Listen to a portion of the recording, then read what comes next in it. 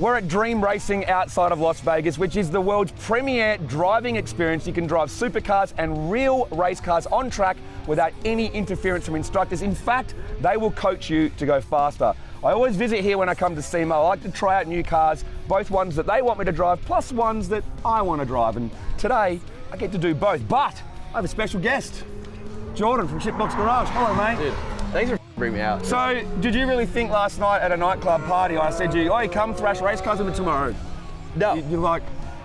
Private track day at Las Vegas Speedway. And it's like, just private, I'm thinking it's gonna be a group of like, I don't know, 20, 30 people. No, it's just 3 people who do not look like they should be here that are here. Yeah. So thank you.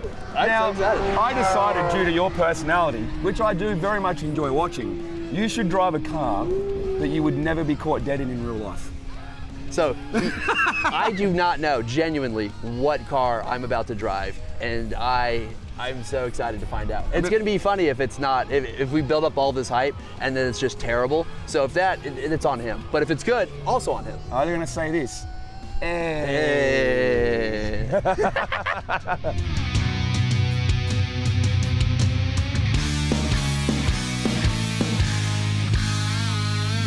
So the first car I'm driving today is the Lotus Emira. This has the AMG 4-cylinder turbo engine in it, and the guys at Dream Racing asked me to drive this because it's one of the newest cars here, and if you look at it, it looks incredible. But a lot of people kind of go, oh, Lotus, would I pick that or would I pick a more traditional supercar? They asked me to have a drive, see what I think, and try and showcase it to people as a great option of a fun car to drive at this track. So I'm actually very, very curious what it's going to be like. So I'm going to find out. Let's go.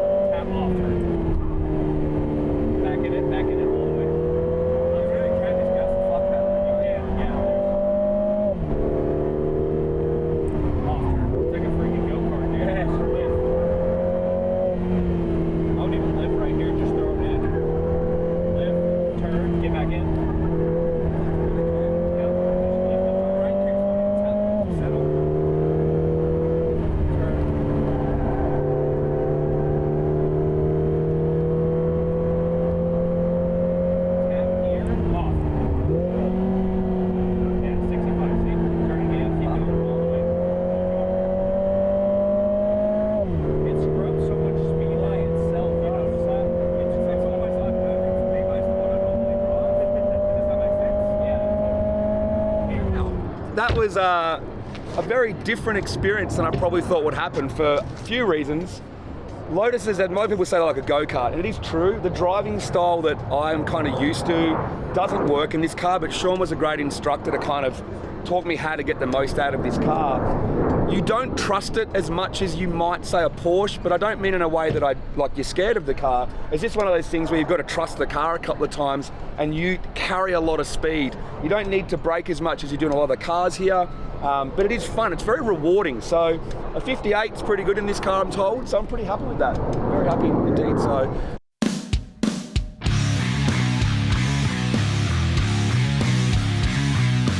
So you would never be caught in public in a Ferrari F8.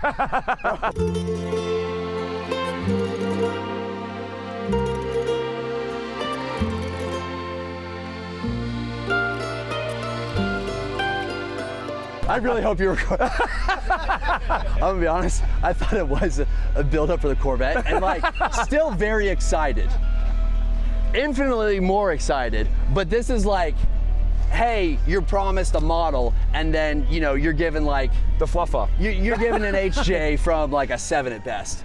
That is a hard 9. So I've driven one of these, an F8, not this exact one, and I'm not joking. I compared that with the ZR1, and I got out of that with like hairs on end. It's a good car. Sean agrees. I've never been in a Ferrari. Yeah, it is. They're awesome. I've never been in a Ferrari. I've never driven a Ferrari. I have never shit myself in a Ferrari. So.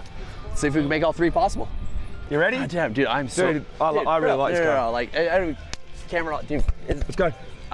Go. am never at a loss for words, and I am currently at a loss for words. This is just genuinely insane. Holy Andrew, good people. I don't like giving you compliments, but when you watch this, you know, what everyone says about you online, all of the negative things, just know that they're lies. You are good people. I don't know what else I'm supposed to say.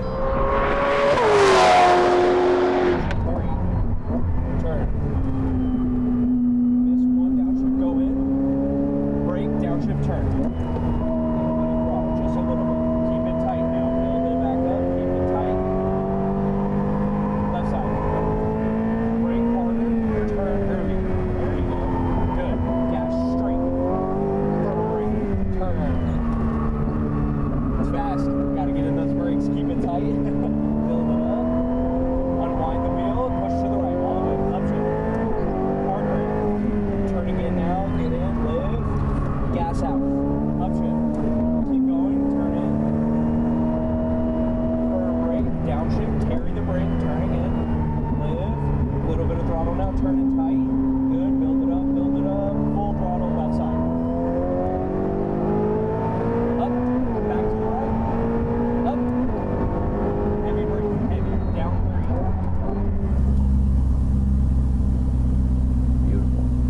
It's so nice that Andrew bribed the driver to say all these nice things about me. Holy dude, it's so fun. It's terrifying. It is so wild because you think that you're pushing it and then you're like, oh, okay, like I'll full throttle here. And you're like, oh, I haven't even broken this car in. It is, bro, it's insane.